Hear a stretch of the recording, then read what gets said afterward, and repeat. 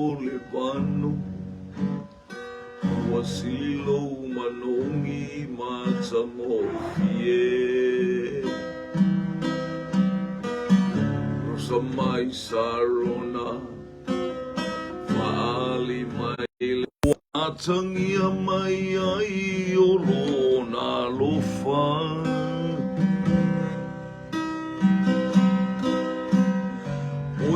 fetu pupula sulungi ai lo umola ile po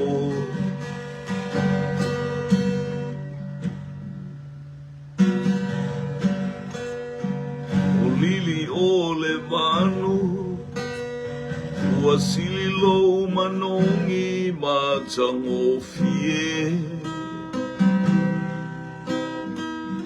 Rosamai sarona maali maile matango fiole atua Olona la lele Uasulungi ai olona lo Ofa Oeole fetu popula Sulungi ai lo uola ile po Tai mai a te au So se mea o te alupe mo Oe Tua tula utaleni Waunga ina mola unga luenga Lo wali ie ua ofianga lue Lo uola nga fia faunga ina moe O oe ole fetu pupula Sulungi ai lo uola ile po Bibi ile ali Awa oia E sili Ta watu Olona fa'amaoni Olona lofa etu maupea se io ile oti Hallelujah ile tupu Hallelujah ile tupu Te pese moya Te siva moya Ini mafa'amanu Hallelujah Via le suafa Le atua le tamale Le atua le alo Le atua le nganga paia Via lo suafa Yo vai Le tupu ma le atua o le whawau na e whaia mea uma na e whaia le langi ma le larangi o mea uma la wale le i e whai manawa e ala langa I lo vi inga o lau wheta lainga e whalongo i mea uma e te pū satani mana au I lo vi inga e ifo ia te oe taitai o malo o ali I mo whai pule So se vai ngata ifo ia te oe awana e whaia mea uma Aleluia ia ifo Ma ala langa masitia lo usuafa manu malo Ia vi lo usuafa e whawau Amene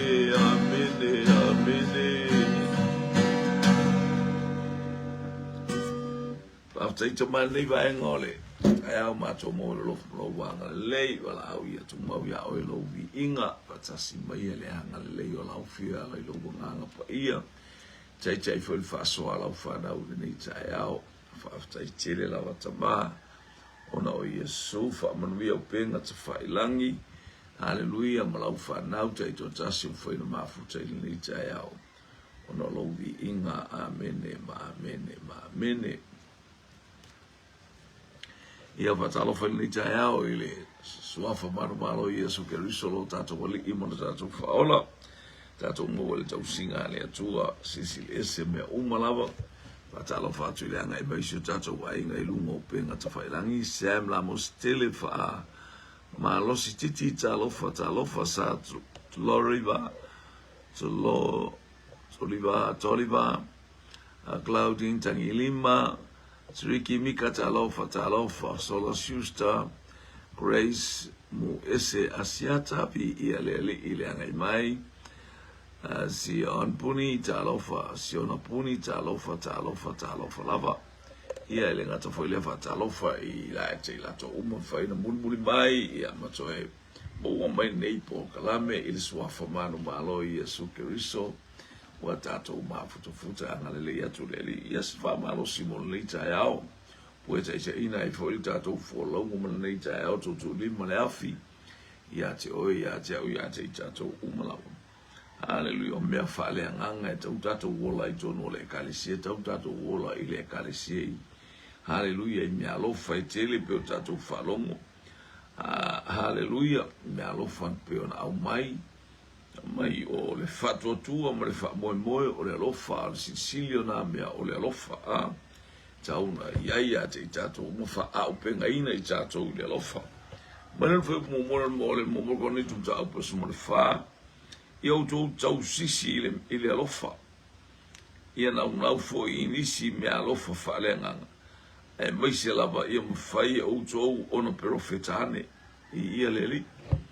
O le profetane se mainga ngana ese a. Profetane o loinga o se pole ase mea wata otu le tua taua i le kalesia. Ele o se mea lai se tau fia o le mea e tauna e taua i le kalesia. Ia wha marolosi ua. Lata mai le li ia upu e au mai e le anganga e tango e ta.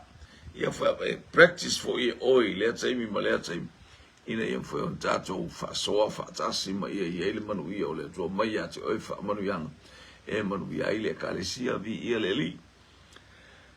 Hallelujah, o me alofa na pe o le perfetanga ia perfect ese ngangana ese. Ia ese fo i perfetanga e au mai ate i tatou. Ia e pe ona na au mai lea tangata ma lea tangata e whaamanu ai le kalesia. Awa o le tautala i le ngangana winga ese. I le tautala ia i tangata. A o le atua. Awa e le ai se la nguna. A e tautala ia i le nganga i mea lilo. Ia ese alimeta o le ngana ese a. Ngana ese le tato whalonga atu e whai e isi tangata e whi i lunga. Ia leu tatou whalola ue a tala noa i le atua. Hara pa shikiri ha manda ora. Vi ia le li e sui lau whalongo i lolo whaiwa malau. Ia malau tau tala mai ia. E te tala noa oe. Hallelujah. O fo ine i whaaso e sawa e leo se atua o se whaaso e sawa tatou atua. O leo se atua e tatou te whaapisa o oima. Ai tatou te ole tu ole ngana ese o lau tau tala oe. Hallelujah. Male ile atua a. E lo se mea whape ia wa ai tangata ua maua e oe se. Ai mana ia tala noa oe awane i whape e tō sina ini a nganga o tangata i au mei e whai. A o lau tala noa ile atua. Vi ia leli. Hallelujah. I fo ili mea lai fina ngalo ile atua i ate oe whaikwetolu. A ole perfetanga. A ole perfetane. E tautala ia i tangata ina ia whaamawhana ai. Ma poa ia i mawhetō mai ai. Nā perfetanga nā. E whaitala. Walata maile au. Whaamaalolosi au o maile pō. E le to i aiseisi e ngalue. Ngalue manu o au. A o upu ia whapea tala wha Anthony tanu asa. Ia tala wa warisunga le fō mai ia le malu a lesi wa tausili. Ia. Ia le li malo le ngā lue fo il nei po ia le atua. Hallelujah malo le fa malolosi vi ia le atua. ia anga lei le atua praise God vi o vaenga na le tau fa malo siri tatou polo kala o le ngana ese ma le profetani e le tutusa o le profetane o upumanino a te tau talato whalonga malama le leita ngata o le kalesia. A le ngana ese na o oe amale atua si o silao talo fafoini sa tele malo le soifua. Ina ia awane i numi le nei polo kalame i le tulanga o le profetane ia profetanga pol profetane ia malenga ngana ese. Ana ese o le ota umai o le ngana lea uia mate tala noa ai ma le atua po le asefe au. Haleluya mai le atua ia ta una ia fa amaro sia ia uia. Haleluya ele o se meta te pai fua i lunga moka e fua te ia ua va ia va e me o ta va ai me sa ta tilo ia. Ta talo ale le atua fa amala malama mai ia le nei me o le perfetanga ma ia le ua tailoi. O le perfetanga e manino a ioi le au soe ia oli le ali o lo malosi lea ioi haleluya fa pena ia ta watu ai o ia faimea oli ia faimea fia tangata fa pena e au mai ala le fi au la toia e malama e tangata al perf ale ngana ese ia na faido atu o le tautala ili ngana winga ese e fa amafana ia te ia o le profetane e fa amafana ia ile kalesia ia na ngana ese fa amafana o ia te oi haleluya a le tautala ili profetane ia o la fa amafana ile e kalesia o te loto ina ia o tautala uma ngana winga ese ai si lo loto ina ia auto profetane aleluia le mana ole apostolo ia tatou profeta ia tatou tautala ingana ese awa tatou tela ngona ila ta ile atua ia te tatou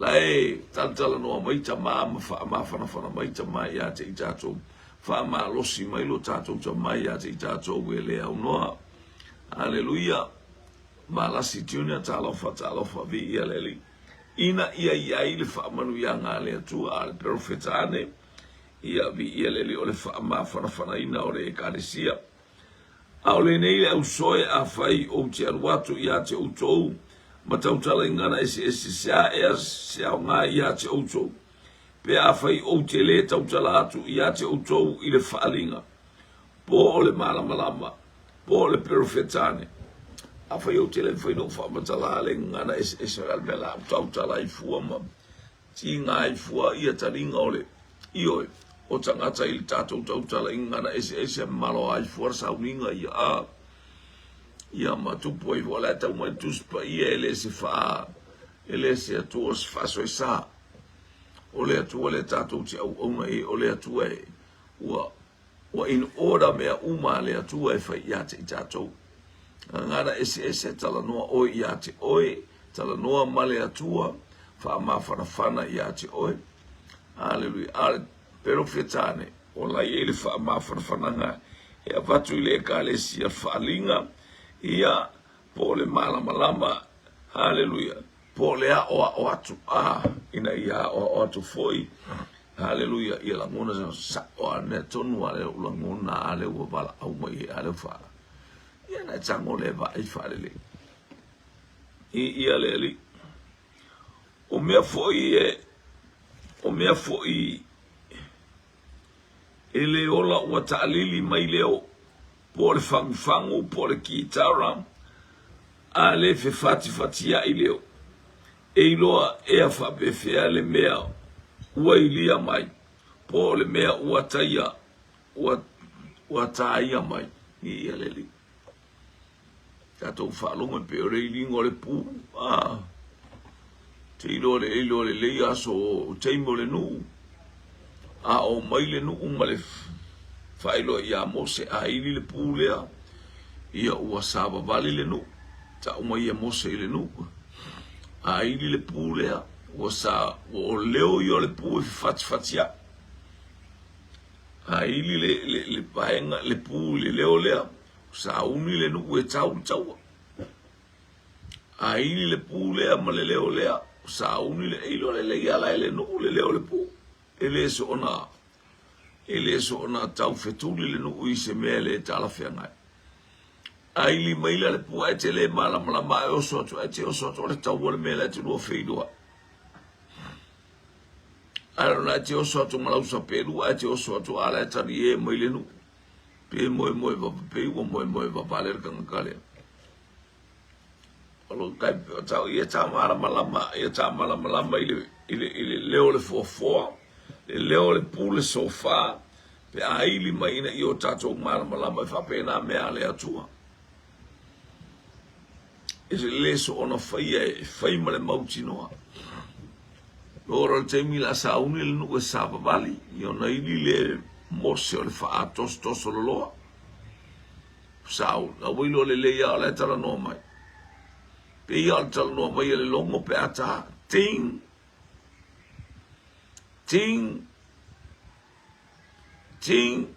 Wilo le leia o le oti le mele la ta mai.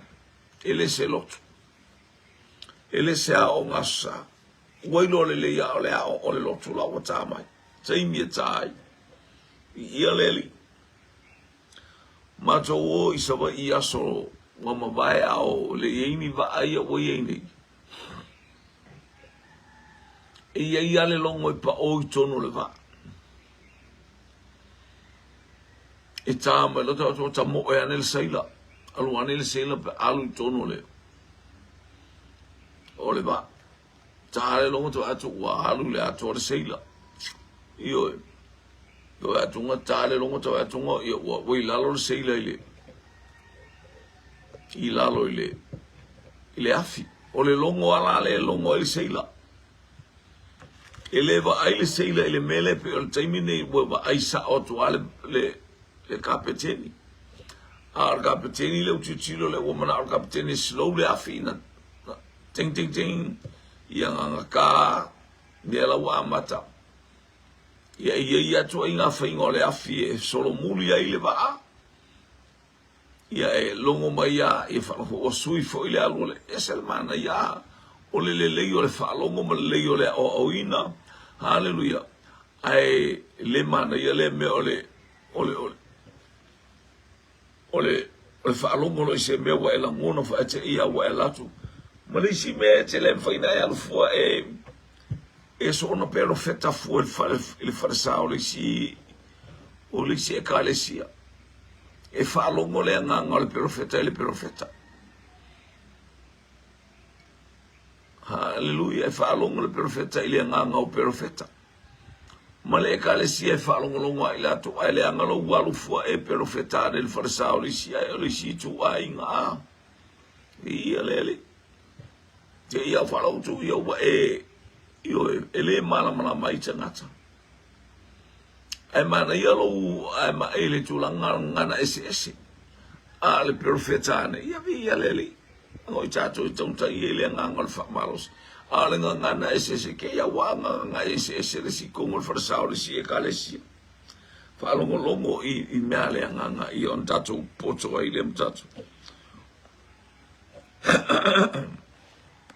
o mea fo i le ola wa ta'lili mai leo i le ngatu valu au fo i a wa fo i a fa le tonu le leo o le pu ai oyo ai e se na te sa uni seta eta a fa le tonu le leo le pu le lu pola fa le tonu le auta e a tala tu si eskiel na ta mo yel tanga tava ai maleli ngole pu ale li el tanga tale pu ai fa le tonu i fa pena na fa ina o ia lo no vinga ia te ia le toto i la to o ia leli ai lunga ia te o lo lo toto na i le pu ai te fa tamanga ia leli e fa pe fo o to a fa i to te le sa uni atu i o to laulo faiva ai upu matala. Eiloa ea whapewhia le upu ua tautala. Awa a tautala tu outou ile ngao. Awa e tautala tu outou ile ngao. Rono winga e taun tātou tau tala ma le manino e taun ina na I loa le tangata. Ona whaatumu le o lātou loto I le fiafia ma le ori o mea alofa e taun tātou whaamalosia iai. Ina ia awane I o tātou. Ina ia awane I whaale tonu I tātou. A tonu e tele lava leo I le lalolangi. A e tofu malona winga. Foi pe a I intangata e pisa atu le. Wala e tase alau whaalonga le leo la e pisa mai. Tase alau whaalonga le leo lo uto maa. Tase whaalonga le leo lo uso. Tase le leo lo. Wa e loa tangata o tonu. Wa e masani le leo tangata le tau wala awa ia pe a. Isiana whana wa e masani fo I le leo. Mai se leo I uta I le vao. Masani eita ita lato unta ola mai le vao. Tate whaalonga leo tase alau whaalonga. Hallelujah. Yo I tangata o matou a ingai. Mamao esele me matou te nofo ai. Tasi ala ta whalongo whai atu lo ta mau te loa lo anko la mai sa ele leo le la. Sa o le le. E atu o sa o le leo lo anko tau I fusu marisi o anko. Ia le wala atu e sulu atu ya matou e la tu fo e o atu ya matou whaangalo ai le a me ia si sistemi to fo. Ai te iloa le leile leo a. Te iloa le leile leo le bebesi ma le leo le taua. Te iloa le leile le mea lai tupu.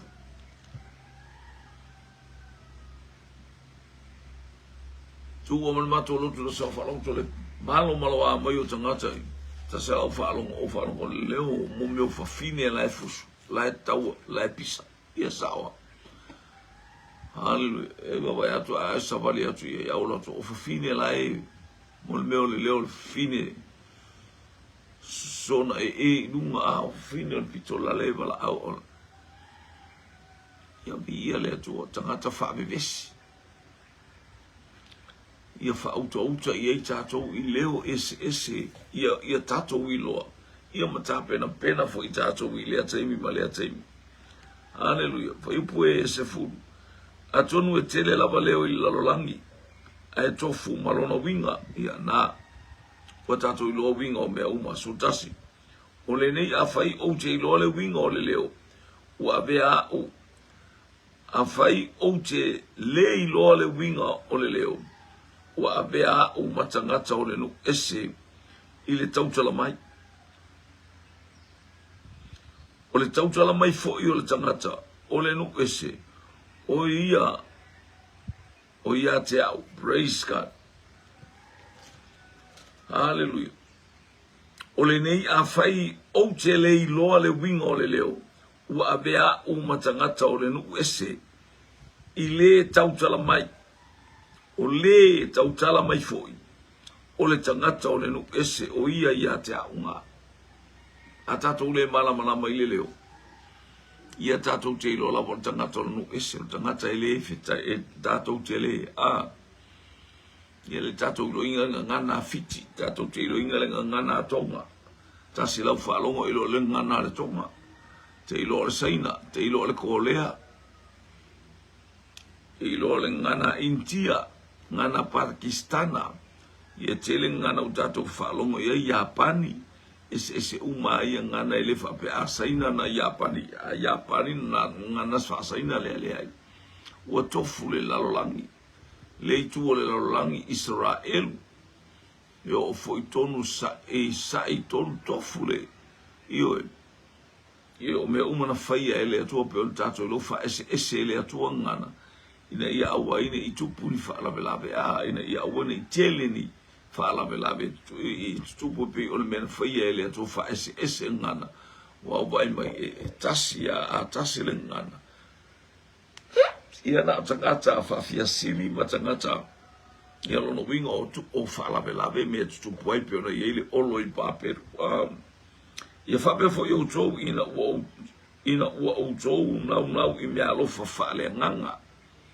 Sili ia sili sa ili ia sili o tau I le whaamawhanawhana o le ekalesi o le mana onga lea. Ia tātou tau tala I le mea whaamawhanawhana I le ekalesi. tautala mai le upu le atua tātou te ilo e mawhana ai le ekalesia. Ma ai peo tālofa lau. Ia mawhana le ekalesia i meo lo tātou tala noa ai. Haleluia, ma meu tātou whalongoina ma le tuspa ia. Ai au tātou te whaso e sai le ekalesia ala i le ngana ese.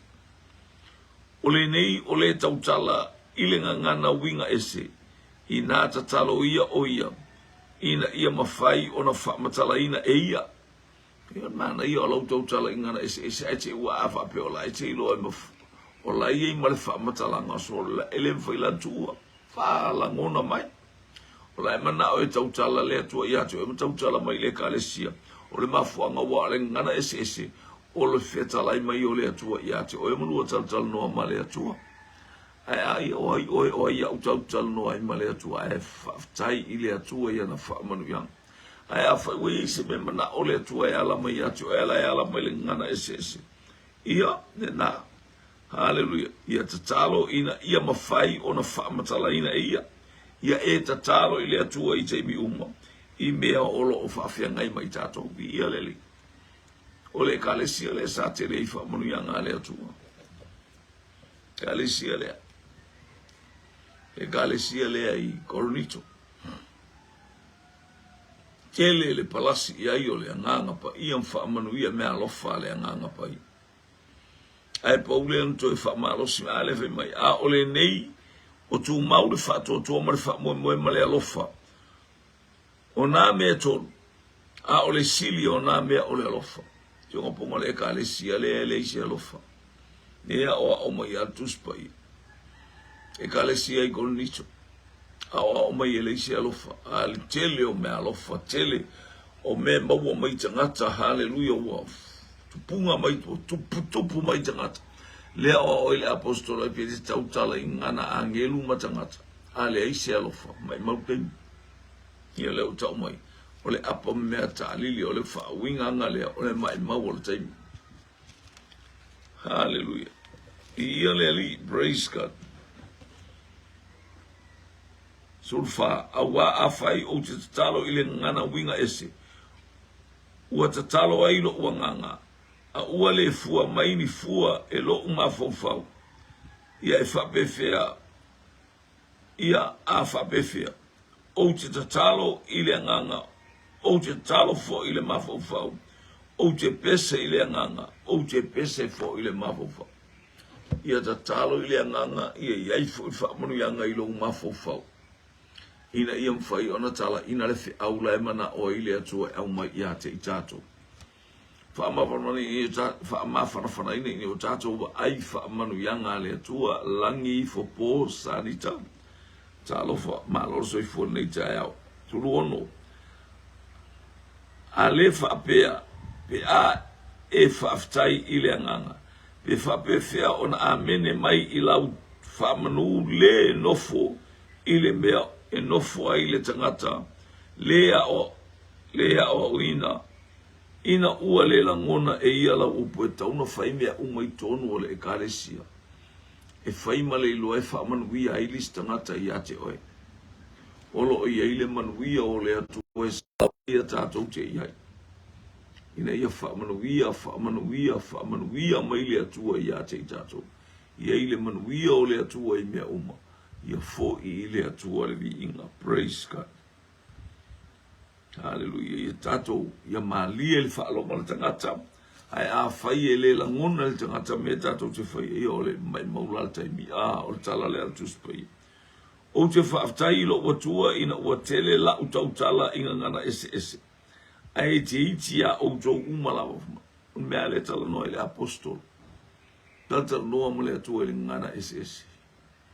Hallelujah. Le fai mei whaaftai le atua e. E la ititi mea tau te iloa e mea na uiloina. Praise God. Hallelujah. Ai peitai o te loto ina ia o tautala i le kalesia. Ini upu se lima malo mafofau. Ina ia o wa o atu inisi. Ai o te le loto ina.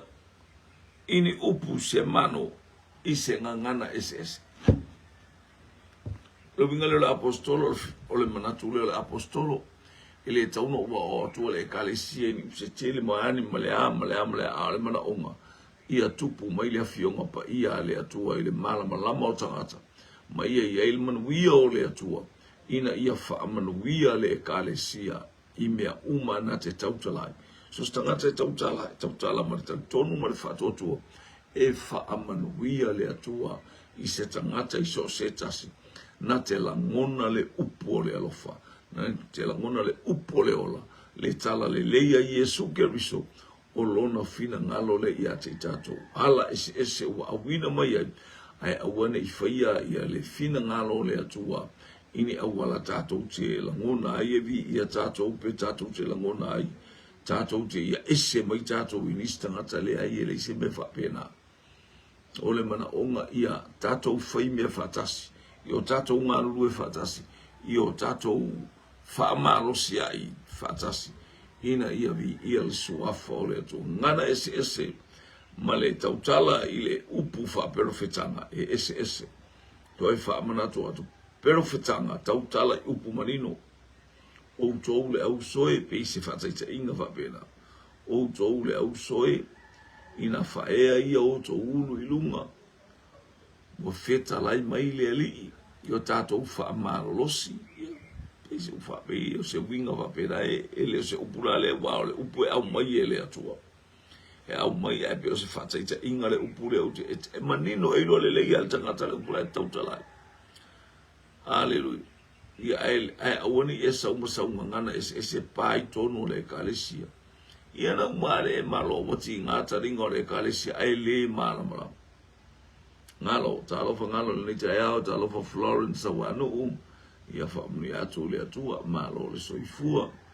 haleluya le winga na au maltala le ni taia ia family atu le atua ia te oi ia le manuia o le atua le ni taia haleluya tautala le upu manino tautala le upu i loa le haleluya praise God lono winga isi famalosi o mai le aingo le atua e famalosi le aingo le atua ia le anga le fa taimo le fatalofa haleluya ia le nei taiao ia o le fe au le atua le nei taiao ia famanuia le atua le ainga le fatotu mana vatu le atua ia na famanuianga ilona ainga ina ia ise upu marino i te tala noa ai i so stain ina ia famanuia le mana onga o le atua ia tafe lona manuia i to tonu ona na ekalesia maona tangata whaalongalongo i le ataimi ma le ataimi tama famanuia lo ainga le nei taiao lau upu nei taiao lele ia aluma le afi aluma le mana ina ia vi ia tau lava o lou suafa lo mātou tama